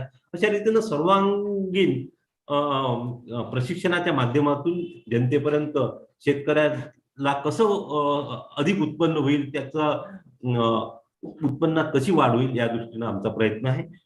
या संदर्भात आपले काही प्रश्न असेल तर विचारू शकता. सर आता जसं आपण म्हटलं की वेगवेगळे विषय जसे नवनवीन विषय येत आहेत ट्रॅडिशनल पॅटर्न तर आहेच, जे पारंपरिक पिके घेतली जात आहेत. त्याशिवाय आमच्या विभागाकडे सुद्धा अनेक शेतकरी येतात ज्यांना काहीतरी नवीन एखादं क्रॉप घ्यायचं आहे, त्याच्यामध्ये एक्सपोर्ट करायचं आहे, असे नवीन नवीन विषय आपल्याकडे येत आहेत, नवीन क्रॉप्स येत आहेत. तर एखाद्या शेतकऱ्याला जर एखाद्या विषयाचं ट्रेनिंग घ्यायचं असेल तर त्यांनी नेमकं काय प्रोसिजर करायला पाहिजे? शेतकऱ्यांनी प्रशिक्षण घेण्यासाठी महाराष्ट्र सहकारी विकास महामंडळाच्या कृषी आमचा हा जो साखर संकुल मधला जो विभाग आहे तर त्या विभागाशी तुम्ही कनेक्ट होऊ शकता. शेवटी मी तुम्हाला मोबाईल नंबर आणि वेबसाईट पण देतो. बरं, प्रश्न काय होता तुमचा? प्रश्न ऐकायला नाही आला क्लिअर. शेतकऱ्यांना जर एखाद्या विषयाचं प्रशिक्षण घ्यायचं असेल त्यांनी नेमकं कुठं संपर्क साधावा आणि त्याला काय अर्ज कुठे करावा? आमचा जी वेबसाईट आहे www.mahamcdc.com यावर जर गेले तर प्रशिक्षण म्हणून हे आहे, ट्रेनिंग आहे, आणि त्याच्यावर जर गेले तर संपूर्ण डिटेल माहिती दिली आहे. ज्याला ज्या विषयाचं ट्रेनिंग पाहिजे असेल त्यांनी तो अप्लिकेशन फॉर्म भरायचा आणि संपूर्ण वर्षाचं कॅलेंडर सुद्धा दिले आहे. पुढील ह्या चालू आर्थिक वर्षामध्ये जवळपास 36 ट्रेनिंगचं आम्ही आयोजन केलेलं आहे. ज्या कोण्या ट्रेनिंगमध्ये त्यांनी सहभागी व्हायचं असेल तो फॉर्म ज्यांनी ऑनलाईन भरला तर आपण त्याला रजिस्टर करतो आणि त्यावेळेस त्याला ट्रेनिंगसाठी सहभागी करून घेतो. किंवा त्याची जर ह्या 36 विषयाव्यतिरिक्त जर काही वैशिष्ट्यपूर्ण जर काही माहिती पाहिजे असेल किंवा त्या विषयाचं ट्रेनिंग पाहिजे असेल तर त्याने परस्पर जर आमच्यासोबत संपर्क जरी साधला तरी त्याच्यासोबत इंटरॅक्शन करून त्याचं व्यवस्थित मॉडेल डेव्हलप करून त्याला जे काही पाहिजे आहे ते देण्याचं ट्रेनिंगच्या माध्यमातून आपला प्रयत्न आहे. अच्छा, शेतकरी कोणत्याही विषयाबाबत जरी या 36 योजनामध्ये तुमच्या टॉपिक त्या व्यतिरिक्त जरी असेल, एखादं नवीन शेतकऱ्याला ट्रेनिंग हवं असेल किंवा इतर काही टेक्निकल सपोर्ट हवा असेल तर तो आपल्या कार्यालयामार्फत मिळू शकतो. तुम्हाला ऑनलाईन अर्ज करावा लागेल त्यासाठी? ऑनलाईन अर्ज करायचा किंवा डायरेक्ट कॉन्टॅक्ट सुद्धा करू शकता. हेमंत जगताप सोबत कॉन्टॅक्ट करू शकता, माझ्यासोबत कॉन्टॅक्ट करू शकता. पर्सनली कॉन्टॅक्ट केला तरी सुद्धा आपण त्यांचं डायलॉग करून त्याच्यावर मार्ग काढू शकतो प्रशिक्षण. सर आपले एक शेतकरी आहेत युट्यूबवर आपल्याशी कनेक्टेड आहेत, विजय लांबे नावाचे शेतकरी आहेत. त्यांचा असा प्रश्न होता की त्यांना बेदाणा तयार करत असेल द्राक्षापासून तर नेटची आवश्यकता असते. त्याकरता काही प्रकल्प वगैरे आहेत आपल्याकडे? आपल्याला त्याला बेदाण्याचा जर प्रकल्प उभा करायचा असेल तर कम्प्लीट प्रोजेक्ट रिपोर्ट प्रिपरेशन पासून तर गव्हर्नमेंटच्या ज्या काही फूड प्रोसेसिंगच्या स्कीम आहे, सूक्ष्म अन्न प्रक्रियामधल्या काही पंतप्रधान योजनेतल्या ज्या स्कीम आहे तोपर्यंत जोडून देण्याचं आपण काम करू शकतो आणि अत्यंत नाममात्र दरामध्ये त्याचा प्रकल्प अहवाल आपण करून देण्याचं काम करतोय मॅडम. कारण आपण बाहेर खूप जवळपास 2%, 5% पर्यंत कमी शकतो, पण इथं अत्यंत नाममात्र करा आणि जे काही असेल ते जुनाईन म्हणजे काहीतरी शासनाच्या अनुदानाचा लाभ देण्यासाठी त्याच्यासाठी काम नाही करायचं आपल्याला. तर आपला तो शेतकरी उभा राहिला पाहिजे, त्याच्यापासून 10 लोकांना प्रेरणा मिळाली पाहिजे आणि अत्यंत अल्प दरात कसा तो प्रकल्प उभा होईल. कारण शेवटी फायनान्शियल बर्डन त्या शेतकऱ्यावरच पडणार आहे. कारण एखादी मशिनरी 2 HP लागत असेल त्याला जर आजच आम्ही 10 HP मशिनरीचा जर हे प्रोजेक्ट उभा करून दिला आता तो प्रोजेक्ट व्हायबल नाही होणार. तर प्रोजेक्ट व्हायबिलिटी, तिथलं प्रोडक्शन, तिथलं मार्केट, ह्या सगळ्या गोष्टी लक्षात घेऊन त्यांनी प्रोजेक्ट, जसं मग आखरे साहेबांनी सांगितलं की संत्र्याचा प्रोजेक्ट, तर संत्र्यामध्ये 3-4 महिनेच तुमचा तो प्रोजेक्ट चालणार आहे, वर्षभर त्या मशिनरी आयडल राहणार आहे. मग ते कसं तुम्ही वर्षभर त्याला मॅनेज करणार आहे? म्हणून मार्केटिंग स्वतः किंवा जे एक्झिस्टिंग प्लांट आहे तिथंच तुम्ही प्रोसेसिंग करा, ग्रेडिंग करा, पॅकिंग करा, सॉर्टिंग आणि स्वतः मार्केटिंग करा. उगीच इन्फ्रास्ट्रक्चर मध्ये करोडो रुपये शेतकऱ्यांनी घालणं आणि त्याची व्हायबिलिटी नाही आली म्हणजे तो प्रकल्प बंद पडतो आणि मग ते जे काही मोठं स्वप्न पाहिलेलं असते त्याच्यातून तो नैराश्याच्या गर्गेत जातो. असं होऊ नये म्हणून स्पष्ट बाबा शक्य आहे, होऊ शकते, नक्कीच प्रॉफिटेबल प्रोजेक्ट आहे, व्हायबिलिटी येईल तर कर, अन्यथा शासनाचं अनुदान जरी 60% असेल, 80% असेल, पण त्याचे ओव्हरहेड चार्जेस, रिकरिंग चार्जेस हे त्याच्यावर पडत असते. आणि ते रिकरिंग चार्जेस जेव्हा त्या कव्हर नाही होत तेव्हा प्रकल्प मग शेवटी डबघाईस येतो. अशी स्थिती येऊ नये म्हणून जुनाईन जे काही आहे ते स्पष्ट सांगून आपण त्याचा प्रकल्प अहवाल तयार करून देतो. अच्छा.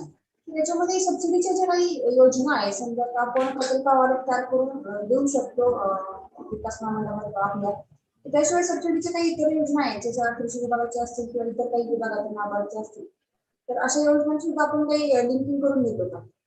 हो, त्याच्यासोबत लिंकिंग करून देतो ना आपण, प्रश्नच नाही. ते शेवटी शासनाचे केंद्र असो, राज्य शासन असो, नाबार्ड असो, SFS असो, त्याच्यासोबतच आपण लिंकिंग करून देणार. चालेल. ट्रेनिंगबाबत आपल्याला खूप छान माहिती दिली तुम्ही की शेतकऱ्यांनी कुठे संपर्क करावा. वेबसाईट आपण या कार्यक्रमाच्या शेवटी आपण एक साईट दाखवली, त्याच्यामध्ये महाराष्ट्र सहकार विकास महामंडळाची वेबसाईट जी आहे त्याच्यावरती शेतकऱ्यांना सर्व योजनांची, जी महाराष्ट्र सहकार विकास महामंडळाच्या योजनांची विविध आहे त्यांची आपण एक लिंक देतो, वेबसाईट देतोय. तर सर, यानंतर माझी एक छोटीशी योजना जी आपल्याकडची राहिली होती की कृषी निविष्ठा विपणन, तर हे नेमकं मागच्या थोडक्यात सांगितलं. धन्यवाद मॅडम. त्या संदर्भात बोला, इंट्रोड्यूस करा. यानंतर मॅडमने जे आता सांगितलं की कृषी निविष्ठा पुरवठा योजना, याविषयी महाराष्ट्र सहकारी विकास महामंडळाचा कृषी निविष्ठा पुरवठा योजना हे एक डिव्हिजन आहे. तर त्याचे जे विभाग प्रमुख माननीय श्री पांडुरंग जाधव सर, तर ते आपल्यामध्ये उपलब्ध आहेत. ऍक्च्युली ही जी बऱ्याच वेळेस आपण बघतोय की कृषी सेवा केंद्रामध्ये जेव्हा आपण खत किंवा कोणतीही काही गोष्टी घेण्यासाठी जातो, तर त्याच्याबरोबर लोक काय म्हणतात की या बॅगेबरोबर तुम्ही काहीतरी दुसरं घ्या. तर हे असं न करता शेतकऱ्यांना रास्त दरामध्ये या कृषी निविष्ठांचा कशा प्रकारे आपण पुरवठा करू शकतो, याविषयी मध्ये आपल्यामध्ये उपलब्ध आहेत माननीय श्री पांडुरंग जाधव सर, विभाग प्रमुख कृषी निविष्ठा पुरवठा महाराष्ट्र सहकार विकास महामंडळ. यांना मी विनंती करतो की हा जो आपला विभाग आहे तर तो नक्की कशा प्रकारे शेतकऱ्यांना मदत करतो, यामध्ये कोणकोणते शेतकरी सहभागी होऊ शकतात आणि आपण कोणकोणत्या खतांचा रास्त दरामध्ये शेतकऱ्यांना पुरवठा करू शकतो, याविषयी आपण मार्गदर्शन करावं. माननीय Shri Pandurang Jadhav sir, please. Jadhav sir, नमस्कार. स्वागत आहे या कार्यक्रमामध्ये. नमस्कार. जाधव सर, मला सांगा की आता शेतकरी, आपण जसं म्हटलं की खत एक जे आहे महाराष्ट्र सहकारी विकास महामंडळामार्फत खतांची सुद्धा एक विपणनाची एक छोटी स्कीम राबवली, ती नेमकी स्कीम काय आहे? ते मी सर्व आपल्याला समजावून सांगतो. मी महाराष्ट्र सहकारी विकास महामंडळामध्ये सध्या कृषी निविष्ठा म्हणजे खतं, औषधं, बियाणं, मशिनरी याची ग्रामीण भागामध्ये किंवा शेतकऱ्याच्या गावामध्ये याची दुकानं सुरू करण्यासाठी मी इथं काम करत आहे. तर या ठिकाणी आपण काय केलं पाहिजे? पहिली गोष्ट म्हणजे ग्रामीण भागामध्ये शेतीची किंवा शेती निविष्ठांची दुकानं सुरू करण्यासाठी आपणाला एक शेतकरी उत्पादक कंपनी रजिस्टर करावी लागेल. आणि ही शेतकरी उत्पादक कंपनी रजिस्टर करण्यासाठी आपण काही गावं निवडा. इथं एक क्लस्टर तयार करा, 5, 6, 7, 8 गावं तयार करा. त्या प्रत्येक गावामध्ये जे शेतकरी आहेत त्या शेतकऱ्याकडून आपण 1,000 रुपये शेअर घ्या. ते शेअर घेतल्यानंतर आपण एक बोर्ड ऑफ डायरेक्टर ठरवून या आमच्या MCDC तर्फे कंपनी रजिस्टर केली जाते. आपण साधारणपणे 25,000 रुपये ती फी लावतो आणि ती फी लावल्यानंतर एक 15 दिवसामध्ये कंपनी रजिस्टर होते. कंपनी रजिस्टर करून नुसतं चालत नाही. आपल्याला जर खतं, औषधं, बियाणं, मशिनरी जर आपल्या गावामध्ये शेतकऱ्याला उपलब्ध करून द्यायची असेल तर आपणाला महाराष्ट्र शासनाकडून, कृषी विभागाकडून त्याचं लायसन घ्यावं लागतं किंवा परवाना घ्यावा लागतो. हे परवाना जो आहे, खताचा वेगळा परवाना आहे, औषधाचा वेगळा परवाना आहे, बियाणाचा वेगळा परवाना आहे. तर हे काढण्यासाठी एक विशिष्ट पद्धत आहे. ती पद्धत मी आपल्याला समजावून सांगतो आणि त्या पद्धतीनं आपण केल्यानंतर साधारणपणे 1 महिन्यामध्ये आपल्याला हा परवाना मिळेल. आता प्रथम जे आहे, रासायनिक खताचा परवाना कसा काढायचा? तर रासायनिक खताचा परवाना काढण्यासाठी आपणाला आपल्या जिल्ह्याचा, जो आपला जिल्हा असेल त्या जिल्ह्याचा कृषी अधीक्षक म्हणजे SAO, superintendent of agriculture officer, त्याला लायसन देण्याचा अधिकार आहे. तर ते लायसन देण्यासाठी आपण जी कंपनी स्थापन केलेली आहे त्या कंपनीच्या नावानं आपल्याला ऍप्लिकेशन करायचं. पण ते ऍप्लिकेशन कुठं करायचं? तर आपल्याला कॉम्प्युटरवर आपले सरकार म्हणून साईट आहे किंवा ई परवाना म्हणून साईट आहे, तर त्या साईटवर आपल्याला एक 10 डॉक्युमेंट अपलोड करायचे, म्हणजे त्याचा फोटो काढून अपलोड करायचे. ते डॉक्युमेंट अपलोड केल्यानंतर एसएला अपलोड केल्यानंतर ते साधारणपणे 1 महिन्यामध्ये आपल्याला परवाना देतील. तर हे 10 डॉक्युमेंट कोणते आहेत? पहिलं जे डॉक्युमेंट आहे, तुमच्या कंपनीचं जे रजिस्ट्रेशनचं सर्टिफिकेट असेल, ते सर्टिफिकेट प्रथम तुम्ही अपलोड करा. आपले सरकार नावाची वेबसाईट आहे, त्या वेबसाईटवर ते सर्टिफिकेट अपलोड करा. ते अपलोड केल्यानंतर आपल्या संस्थेमध्ये किंवा आपल्या कंपनीमध्ये एक BSc ऍग्री माणूस पाहिजे, कारण गव्हर्नमेंट ऑफ इंडियानं किंवा महाराष्ट्र शासनानं असं ठरवलेलं आहे की ग्रामीण भागामध्ये कृषी निविष्ठाचं दुकान सुरू करण्यासाठी BSc ऍग्रीकल्चर एक कॅन्डिडेट पाहिजे. त्यासाठी आपण काय करा, एक BSc ऍग्री कॅन्डिडेट आपल्या कंपनीमध्ये सभासद म्हणून घ्या, संचालक म्हणून घ्या, किंवा तो स्वतः चालवणारा म्हणून असेल तरी चालेल. किंवा समजा तुमच्या कंपनीमध्ये BSc ऍग्री नसेलच, तर तुमच्या इथं कोणी रिटायर BSc ऍग्री असेल किंवा गावामध्ये कोणी BSc ऍग्री असेल, त्याला काहीतरी थोडं बहुत मानधन देऊन त्याचं जे सर्टिफिकेट आहे, त्या सर्टिफिकेटचा फोटो काढून तो साईटवर आपले सरकारवर अपलोड करा. त्याचं कारण तुम्हाला सांगतो की हे सेंट्रल गव्हर्नमेंटनी हे आजकाल कंपल्सरी केलेलं आहे. ते जर तुम्ही त्या ठिकाणी ठेवलं नाही तर आपणाला ते लायसन मिळणार नाही. इट इज अ मॅन्डेटरी, हे कंपल्सरी आहे. तुम्हाला BSc ऍग्रीकल्चर किंवा BSc ऍग्रीकल्चर नसेल तर BSc केमिस्ट्री पण चालतो, किंवा ऍग्रीकल्चरचा डिप्लोमा केलेलं सर्टिफिकेट पण चालतं. ह्या तिन्हीपैकी एक आपणाला व्यवस्था करावी लागेल. हे डॉक्युमेंट अपलोड केल्यानंतर आपल्याला हे करायचंय की त्या प्रत्येक खताच्या लायसन्सची फी भरावी लागते. तर फी भरण्यासाठी काय की जिल्ह्यामध्ये तुम्हाला जर रिटेल शेतकऱ्याला जर किरकोळ विक्री करायची असली तर त्याला रिटेल लायसन म्हणतात किंवा किरकोळ लायसन म्हणतात. हे किरकोळ लायसन घेण्यासाठी 450 रुपये फी आहे.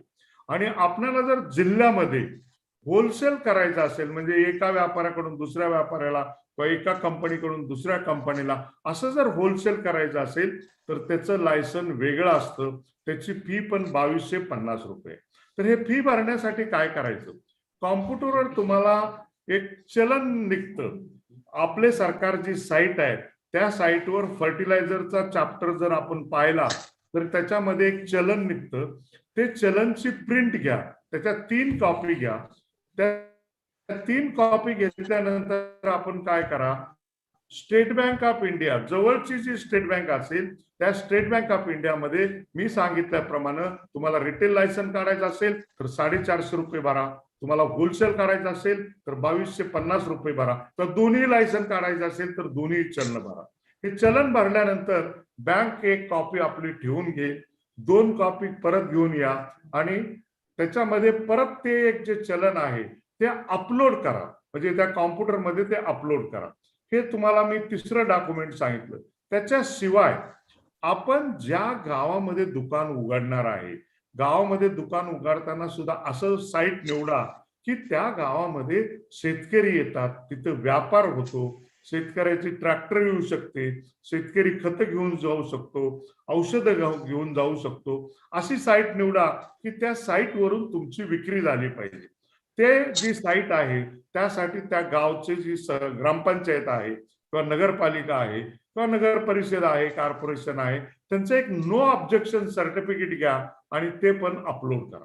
दुसरा महत्वाचा भाग आहे, ती कदाचित ती जागा तुमच्या मालकीची नसेल तर त्याचा भाडेपट्टा असेल किंवा लीज असेल, करारनामा असेल, तो करारनामा पण अपलोड करा. ते जर समजा तुमच्या स्वतःच्या मालकीचे असेल तर स्वतःच्या मालकी तो 7/12 असेल तो तुम्ही अपलोड करा. हे केल्यानंतर त्याच्याशिवाय जी व्यक्ती हे दुकान चालवणार आहे त्या व्यक्तीच्या नावानं एक आपणाला अफिडेव्हिट करावं लागेल. ते अफिडेव्हिट याच्यासाठी आहे की कुणी भेसळ करू नये, काय करू नये, शेतकऱ्याला आपण शुद्ध अशी किंवा चांगल्या प्रतीची खतं सप्लाय करू, ही त्या व्यक्तीची जबाबदारी आहे. म्हणून एक अफिडेव्हिट करायचं. हा अफिडेव्हिटचा फॉर्म मी आपणाला आपल्या कंपनीला जो कोणी चेअरमन असेल किंवा सचिव असेल त्यांना व्हॉट्सअपवर मी पाठवून देईल, त्याच्याप्रमाणे तुम्ही अफिडेव्हिट करा.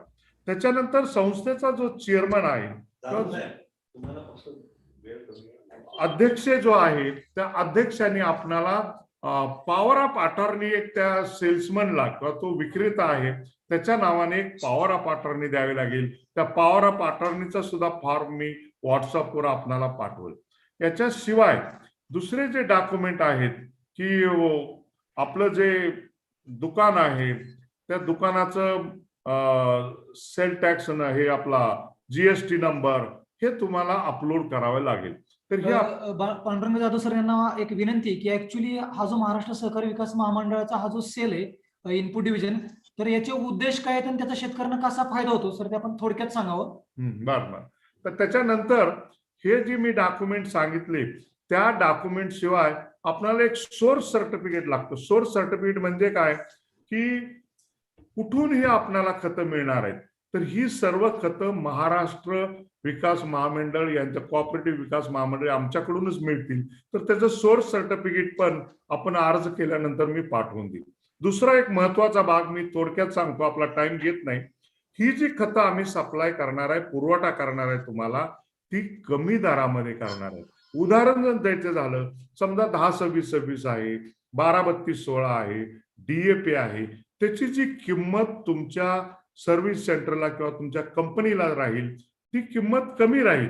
आणि शेतकऱ्याची जी किंमत आहे, शेतकऱ्याची किंमत आणि तुमची किंमत एका पोत्या माग, एका गोणी माग 40 रुपये नफा ठेवलेला आहे तुमच्या कंपनीला. हे गव्हर्नमेंट ऑफ इंडियानंच केलेलं आहे. त्याला मार्जिन ऑफ प्रॉफिट म्हणतात. की भारत सरकारनंच तुम्हाला एक बॅग विकल्यानंतर 10-26-26, 12-32-16, DAP, सुफला, 19-19 या प्रत्येक खतावर साधारणपणे 40 रुपये एका गोणीवर, 50 किलोचे एका गोणीवर प्रॉफिट होईल. आणि युरियामध्ये साधारणपणे युरिया आम्ही तुम्हाला 251 रुपयाने देऊ आणि तुम्ही तो 266 रुपयाने विकायचा. युरियाची जी बॅग आहे ती बॅग 45 किलोची आहे. त्याच्यामध्ये सुद्धा बॅग माग साधारणपणे 15 रुपयाचा प्रॉफिट आहे. तर आपण जर हा व्यवसाय सुरू केला आणि एक वर्षाला साधारणपणे एक 300-400 टन जर खत आपल्या भागामध्ये विकलं तर आपल्या दुकानाला कमीत कमी 3 ते 4 लाख रुपये प्रॉफिट निश्चितपणे होऊ शकतो. कारण ही खतं काही नासत नाहीत किंवा काही नाही, फक्त याला स्टोरेज चांगलं पाहिजे. स्टोरेज म्हणजे गोडवान जे आहे ते पाणी वगैरे गेलं नाही पाहिजे, भिजलं नाही पाहिजे, अशा प्रकारे त्याची साठवणूक केली पाहिजे. अशा पद्धतीने जर केलं तर निश्चितपणे नफा होईल. दुसरं असं, आम्ही आपणाला सर्व प्रकारची औषधं पण देणार आहे. औषधामध्ये सुद्धा तुम्हाला 9% 15% प्रॉफिट आहे. त्याच्यानंतर आपल्या कंपनीतर्फे आपण बीज उत्पादन करायचे किंवा आम्ही सुद्धा आपणाला बियाणं सप्लाय करू. पण आपण जर आपल्या गावामध्ये आपल्या शेतकऱ्यासाठी चांगल्या जातीचं बियाणं उत्पादन करू शकता, त्याच्यासाठी आम्ही आपणाला मार्गदर्शन करू. बियाणं कोणतं उत्पादन करायचं? ज्वार, बाजरा, तूर, उडीद, मूग, कांदा, जे सिलेक्शन व्हरायटी आहेत, ज्या निवड पद्धतीने जाती आहेत, त्या जातीचं बियाणं आपण गावातच तयार करायचं, स्वच्छ करायचं किंवा त्याला प्रोसेसिंग करायचं, सॉर्टिंग करायचं, त्याला पॅकिंग करायचं, त्याला ब्रँड द्यायचा आणि ब्रँड देऊन ते विकलं पाहिजे. ते जर विकलं तर आपल्या कंपनीला साधारणपणे 20% नफा त्याच्यामध्ये आहे. आणि निश्चितपणे मी तुम्हाला गॅरंटी देतो, तुम्ही जर कारण काय, हा व्यवसाय तुमच्या सभासदासाठी आहे. तुम्हाला दुसरीकडे ग्राहक पाहण्याची गरज नाहीये. तुमचाच मेंबर तुमचा ग्राहक आहे, म्हणून हा व्यवसाय करण्यामध्ये कोणत्याही प्रकारची अडचण नाहीये. तुम्हाला काही अडचण असेल तर माझा मी नंबर देऊन ठेवतो. त्या नंबरवर तुम्ही कधी बी सकाळी 8 ते संध्याकाळी 5 पर्यंत फोन करा, हा व्यवसाय सुरू करा. काही अडचण असेल तर तुम्ही कधीही मला फोन करा. माझा नंबर आहे 99 87 0 9 15 79 99 87 09 1579 या नंबरवर आपण फोन करा. काय आपल्याला विचारायचं असेल तर जरूर विचारा, पण आपल्या गावातल्या लोकांसाठी ही सोय करा. धन्यवाद. जाधव साहेब, खरंच तुम्ही खूप माहिती महत्वाची आणि शेतकरी कंपनीच्या दृष्टीने कृषी निविष्ठा, शेतकऱ्यांच्या दृष्टीने कृषी निविष्ठा हा एक फार महत्वाचा घटक असतो. निविष्ठा खरेदी करणे हा जे आपण क्रॉप प्रोडक्शन मध्ये म्हणतो की निविष्ठावरचा खर्च हा मेजर असतो. तर निविष्ठा खरेदी करण्यामध्ये जो शेतकरी उत्पादक कंपन्या किंवा गट जे आहेत त्यांना कसं त्यांच्या थ्रू मार्केटिंग करता येईल, तुम्ही अत्यंत महत्वपूर्ण माहिती सांगितलेली आहे, त्याबद्दल धन्यवाद. त्यानंतर मला जगताप साहेबांना एक विचारायचं होतं की आपल्याकडे कृषी पर्यटन नावाची एक नवीन योजना नुकतीच सुरू झालेली आहे. याबाबत बाळासाहेब सोनपुरे पाटील हे हा कृषी पर्यटनाचा व्यवसायाचा विषय आपल्या एमसीडीसी मध्ये पाहतात. तर मला त्यांना विचारायचं पाटील सरांनी की सर, हा कृषी पर्यटनाची काय योजना नेमकी आहे? नमस्कार. महाराष्ट्र सहकार विकास महामंडळ यांच्या माध्यमातून 19/1/2021 रोजी कृषी पर्यटन हे एक सेपरेट विभाग या ठिकाणी मान्यता मिळालेली आहे. ग्रामीण कृषी पर्यटन ही महाराष्ट्रासाठी एक अत्यंत शेतकऱ्यासाठी शेतीला सक्षम जोड व्यवसाय म्हणून आता येत आहे. गेल्या 12-15 वर्षामध्ये ग्रामीण कृषी पर्यटनाची संकल्पना महाराष्ट्रातील सह्याद्रीच्या घाटमाथ्यावरती, वेस्टर्न घाटमाथा असेल किंवा तुमचं गडकिल्ले असेल किंवा तुमचं धर्मस्थळे असतील किंवा तुमच्या इतर ठिकाणी, नैसर्गिक ठिकाणी अनेक शेतकऱ्यांनी स्वतःच्या शेतीला शिवार फेरी एक चांगल्या प्रकारचं आधुनिक पद्धतीचं जे शेती संकल्पना केली. उदाहरणार्थ एखाद्यांची द्राक्ष बाग आहे, द्राक्ष बाग जर वेगळ्या आधुनिक पद्धतीने केली असेल आणि त्या ठिकाणी शिवार फेरी करून त्या ठिकाणी येणाऱ्या पर्यटकांना अतिथी देवो भव पण शुल्क मध्ये पाहुणचार करून जर हे केले असेल तर ते कृषी पर्यटन म्हणजे ग्रामीण कृषी पर्यटनामध्ये संकल्पना केली. याच्यासाठी गेले 10-15 वर्षे कोणत्याही प्रकारची धोरण नव्हते, पण महाराष्ट्र शासन पर्यटन संचालनालय यांनी 6/9/2020 रोजी झालेल्या मंत्रिमंडळाच्या बैठकमध्ये कृषी पर्यटन धोरण अंमलात आणले. यामुळं आज महाराष्ट्र राज्य हे देशातले पहिलं राज्य आहे की त्यांनी ग्रामीण कृषी पर्यटनामध्ये धोरणात्मक निर्णय घेतला आणि याच माध्यमातून महाराष्ट्र सहकार विकास महामंडळाच्या माध्यमातून ज्या सोसायटी आहेत, साधारणतः 1.25 लाख जो ग्राहक शहरामध्ये राहतो आणि त्यांचं मार्केटिंग करण्याचं काम, महत्वाचं काम महाराष्ट्र सहकार विकास महामंडळ जे आपण आता योजना चालू केली कॉप शॉप, त्याच पद्धतीने गृहनिर्माण संस्थेमध्ये राहणारा जो ग्राहक आहे तो थेट आपण त्या कृषी पर्यटन केंद्रावरती पाठवू शकतो आणि त्या ग्रामीण कृषी पर्यटनाच्या केंद्रावर पाठवल्यामुळं त्या भागातल्या शेतकऱ्याचा आर्थिक विकास या ठिकाणी साधता येणार आहे. आता या ठिकाणी असं आहे की जो शेतकरी आहे तो स्वतः वैयक्तिक शेतकरी आहे तो सुद्धा कृषी पर्यटन स्थापन करू शकतो.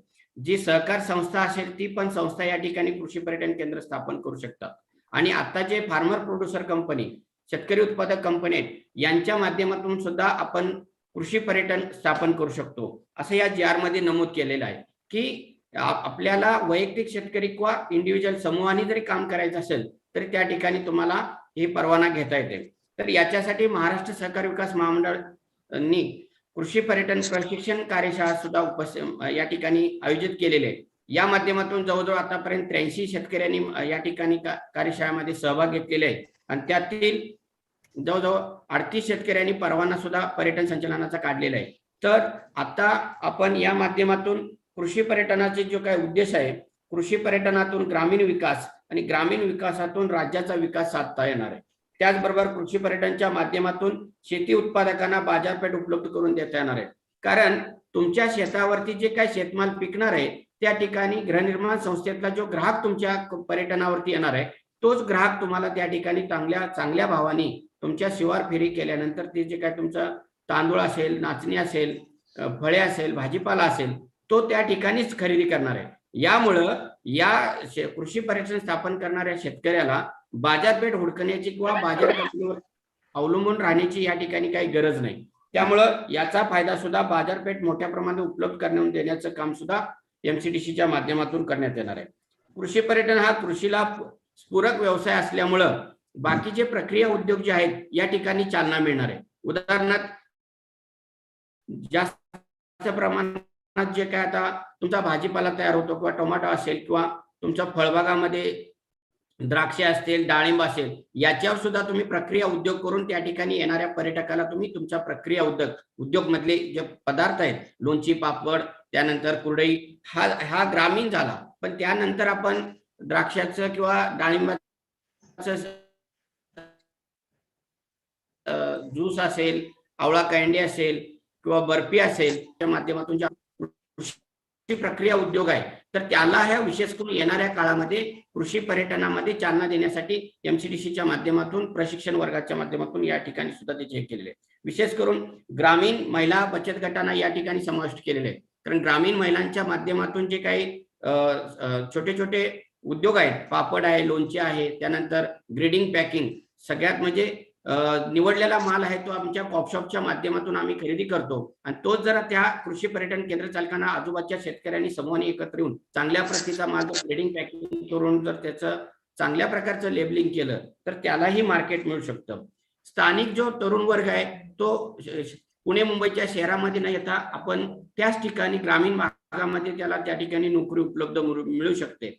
त्याचबरोबर त्याची जी काही लोककला असेल, गोंधळी असेल, भजन असेल, कीर्तन असेल, भारुड असेल, तर या सगळ्या गोष्टी त्याला त्या ठिकाणी येणाऱ्या पर्यटकाला त्या ऍक्टिव्हिटी करून दाखवता येणार आहेत. त्यामुळं महिला वर्ग आणि विशेष करून युवा वर्गाला स्थानिक ग्रामीण भागातच त्याला त्या ठिकाणी नोकरी उपलब्ध मिळणार आहे. त्यामुळं शहरामध्ये जे वाढणारे जे काही लोकसंख्येची जे लोंढा आहे तो येणाऱ्या काळामध्ये ग्रामीण कृषी पर्यटनाच्या माध्यमातून थांबणार आहे. यासाठी एक धोरणात्मक निर्णय म्हणून महाराष्ट्र सहकार विकास महामंडळ, कृषी पर्यटन संचालन या दोन्हीमध्ये MOU होऊन या ठिकाणी चांगल्या प्रकारचं काम करण्याचा एक मानस आहे आणि गृहनिर्माण संस्था, ग्राहक ते कृषी पर्यटन ही योजना आमची लवकरच आताही कार्यरत होणार आहे आणि त्या माध्यमातून कृषी पर्यटनाला एक चांगल्या प्रकारे आर्थिक सक्षम करण्याचं काम महाराष्ट्र सहकार विकास महामंडळाच्या निश्चितच ही खूप चांगली योजना आहे. शेतकऱ्यांना एक जोडधंदा म्हणून पण जर ज्या ट्रॅडिशनल. माझं नाव आहे बाळासाहेब सोळंकुरे पाटील, कृषी पर्यटन विभाग प्रमुख. सर, आपण जर तुमचा नंबर शेअर केला तर शेतकऱ्यांना जे कंपन्या किंवा जे गट शेतकरी जे कृषी पर्यटनामध्ये काही काम चांगले करू इच्छितात त्यांना निश्चितच तुमच्याशी संपर्क साधता येईल. हा नंबर घ्या, 9922 20 43 17. सरांचा नंबर आहे 9922 20 43. काय असले तर विचारू शकता. 17. अच्छा सर, हा आपला संपर्क क्रमांक आहे. तिथे बरेच शेतकरी जे हा कार्यक्रम पाहत आहेत त्यांच्यापर्यंत निश्चितच पोहोचलेला आहे. तर जे शेतकरी या कृषी पर्यटनामध्ये काही करू इच्छितात त्यांचे विशेष तुमचे संपर्क वाढतील आणि बऱ्याच लोकांना याचा फायदा होईल. सर, जाता जाता एक शेतकरी आपले आहेत अमोल चव्हाण, त्यांचा प्रश्न असा होता की त्यांची क्रॉपशॉप जो ओपन केलेला आहे, जे कॉपरेटिव्ह सोसायटीमध्ये जे ओपन केलेले आहेत, ज्या विविध गृहनिर्माण सोसायटी आहेत, तर याच्यामध्ये एखाद्या गटाला किंवा कंपनीला ते चालवता येईल का? आकडे सर, असा एक शेतकरी आपले ऑनलाईन आहेत युट्यूबवरती, त्यांचा असा प्रश्न आहे की त्यांची करताना एखाद्या क्रॉपशॉप एखाद्या गटाला चालवता येईल का? हो, आता हे जे कॉपशॉप आपण ओपन केलेले आहे याचं ऑपरेशन आपण एक गट किंवा शेतकरी उत्पादक कंपनी किंवा सहकारी संस्था अशाच एंटिटीकडे आपण देतोय. त्याच्यामुळे यांनी अर्ज केला तर त्यांना एक पण त्यांचा स्वतःचा प्रॉडक्ट असला पाहिजे. त्यांचा स्वतःचा प्रॉडक्ट असेल तरच आपण त्यांना ते ऑपरेट करायला देतो आणि इतर कंपन्यांचे सुद्धा त्यांना कनेक्ट करता येईल. त्यामुळे त्यांचा प्रश्नाचं उत्तर आहे हो, त्यांना ते तसे करता येईल.